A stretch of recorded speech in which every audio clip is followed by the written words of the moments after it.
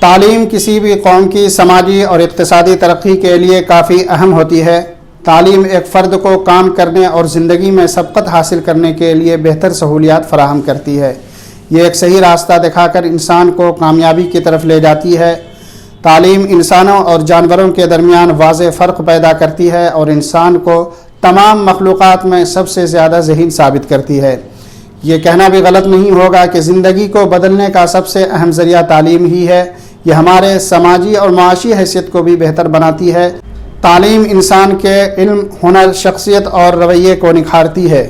ان سب کے علاوہ تعلیم لوگوں کے لیے روزگار کے مواقع بھی فراہم کرتی ہے، کیونکہ ایک اعلیٰ تعلیم یافتہ فرد کو اچھی نوکری ملنے کا امکان بہت زیادہ ہوتا ہے۔ اسی کے بنسبت ضلع بھاگلپور کے کروڈی گاؤں میں صفہ پبلک اسکول کا قیام عمل میں آیا ابھی کچھ دنوں پہلے۔ اس اسکول میں عصری تعلیم کے ساتھ ساتھ دینی تعلیم بھی دی جاتی ہے۔ مولانا کلام الدین ندوی کا صفہ پبلک اسکول بھاگلپور کا دورہ ہوا اور دورہ کے درمیان اساتذہ سے خطاب کرتے ہوئے دین اسلام کی باتیں کی اور معاشرے کے اصلاح پر زور دیا۔ انہوں نے کہا کہ اس وقت مسلمانوں کو ترجیحی بنیاد پر تعلیم حاصل کرنی چاہیے اور مسلم بچوں کو مدارس اسلامیہ اور اسکول کی طرف رجوع کرنا چاہیے۔ مولانا نے کہا کہ صفہ پبلک اسکول اور اسکول مذکور کے منتظمین سے ملاقات ہوئی اور نصاب تعلیم کا جائزہ لیا تو الحمدللہ یہ دیکھا کہ نصاب تعلیم مکمل دینی اور عصری اعتبار سے مرتب ہے۔ اس سے بہت خوشی ہوئی اور اساتذہ طلباء سے خطاب کرنے کا موقع بھی ملا۔ اللہ کا لاکھ لاکھ شکر ہے کہ صفہ پبلک اسکول روز بروز اپنی ترقی پر گامزن ہے اور اساتذہ اور ذمہ داران کو توجہ دینے اور محنت کرنے کی ضرورت ہے۔ میرا مقصد بھی یہی تھا کہ چونکہ میں نے سن رکھا تھا کہ بنائک پور میں ایک اسلامی طرز پر اسکول کی بنیاد رکھی گئی ہے تو مجھے دیکھنے کا شوق تھا۔ الحمدللہ یہ دیکھ کر بہت خوشی محسوس ہوئی اور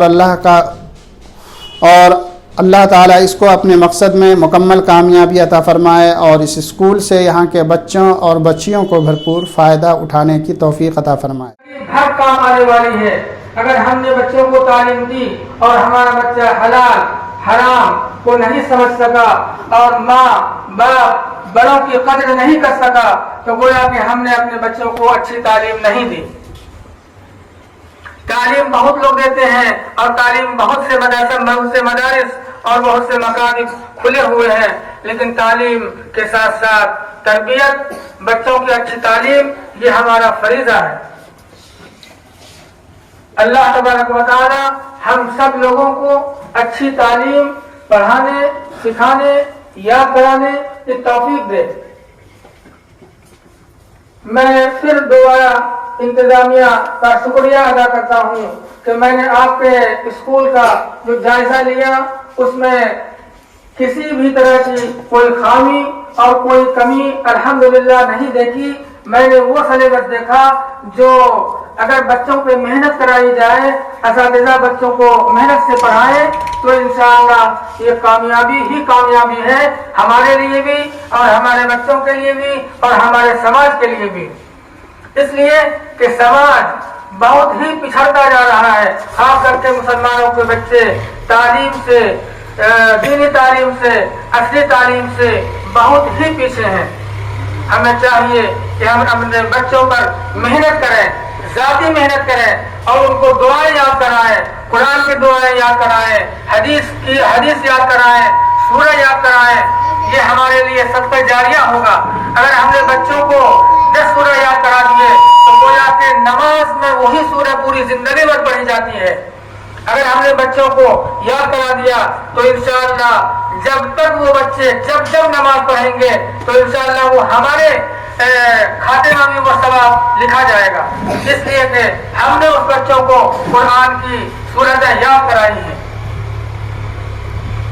اس لیے ہم لوگ جب لکھنؤ عرفانیہ مدرسے میں جب ابتدائی تعلیم حاصل کرتے تھے تو وہاں ہم لوگوں کے ذمہ دار قاری مشتاق صاحب تھے، وہ کہتے تھے کہ میں گارنٹی سے نہیں کہہ سکتا ہوں کہ میں بچوں کو تعلیم دے رہا ہوں، لیکن میں یہ بات گارنٹی سے کہہ سکتا ہوں کہ میں بچوں کو قرآن شریف پڑھنے کا اچھا طریقہ سکھا رہا ہوں۔ اس لیے کہ جو بچہ قرآن شریف اچھی طرح پڑھنا جان جائے گا تو وہ اچھی طرح پڑھے گا تو اس کو گناہ نہیں ہوگا اور پڑھانے والوں کو بھی گناہ نہیں ہوگا اور اس کو ثواب ہی ثواب ملیں گے۔ اس مقصد سے میں بچوں کو تعلیم دے رہا ہوں کہ وہ اگر نماز پڑھانا چاہے تو وہ نماز پڑھا سکتا ہے، اچھی قرأت کر سکتا ہے، اچھے تلفظ استعمال کر سکتے ہیں۔ اس نوعیت سے، اس مقصد سے میں تعلیم بچوں کو دے رہا ہوں۔ میرا مقصد صرف اور صرف یہی ہے کہ بچے تعلیم حاصل کر کے اپنے والدین کو اور اپنے خاندان کو اچھی تعلیم دے سکیں، اچھا قرآن پڑھا سکیں۔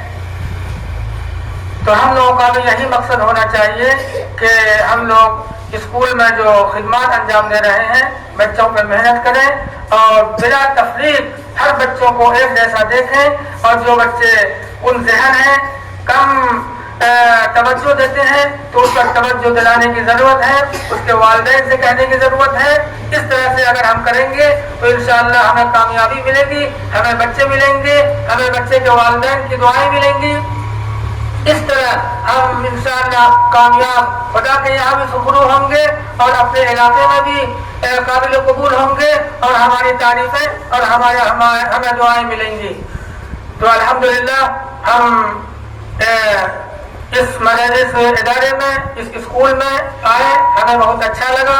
اللہ تبارک و تعالیٰ سے دعا کرتا ہوں کہ اللہ تبارک و تعالیٰ ہر دن اس میں برکت عطا فرمائے، ان کے بچوں میں برکت عطا فرمائے، ان کے ذمہ داروں میں برکت عطا فرمائے، ان کے پڑھنے والوں میں، پڑھانے والوں میں برکت عطا فرمائے، ان کے گھروں میں برکت عطا فرمائے، ان کے اعلیٰ اولاد میں برکت عطا فرمائے، ان کی کمائی میں برکت عطا فرمائے، ان کی پریشانیوں کو دور فرمائے، اس لیے کہ یہ دین سے جڑے ہیں اور دین سے لگے ہیں، اصلی تعلیم بھی دے رہے ہیں اور دینی تعلیم بھی دے رہے ہیں۔ اگر کوئی سے بھی تعلیم دے رہے ہیں تو اللہ تبارک و تعالیٰ ان کا مقصد یہی ہے کہ ہم اپنے بچوں کو دین سکھا رہے ہیں، دنیا کی تعلیم دے رہے ہیں۔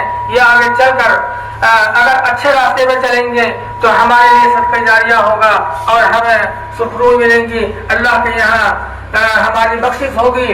ہو سکتا ہے یہی تعلیم کا ذریعہ ہو کہ ہم اللہ تعالیٰ ہمیں بخش دے اور ہمیں زندگی دنیا میں بھی کامیابی عطا فرمائے اور آخرت میں بھی کامیابی عطا فرمائے۔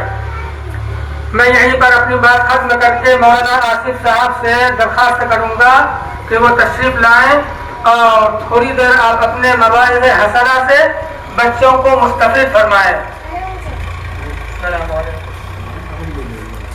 آپ دیکھ رہے ہیں کل تک نیوز۔ آپ اگر چینل پر نئے ہیں تو چینل کو سبسکرائب کریں اور بیل آئیکن کو ضرور دبائیں۔